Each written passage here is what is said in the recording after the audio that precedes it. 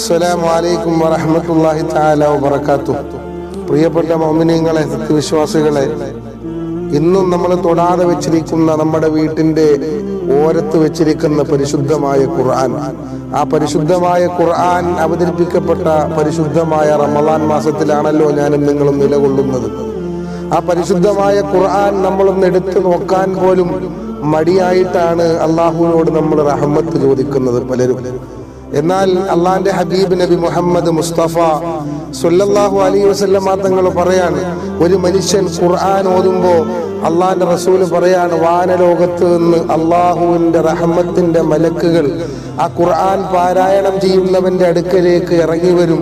അള്ളാഹുവിന്റെ ഭാഗത്തു നിന്നുള്ള റഹ്മത്തും സക്കീനത്തും സമാധാനവും ഖുർആൻ ഓതുന്നവന്റെ മുമ്പിലേക്ക് അള്ളാഹു നൽകപ്പെടുമെന്ന് പുന്നാര ഹബീബ് നബി മുഹമ്മദ് മുസ്തഫ സല്ലല്ലാഹു അലൈഹി വസല്ലം തങ്ങൾ പറയാണ്. പക്ഷേ പലരും മറന്നുപോയിരിക്കാണ് ഖുർആനെ.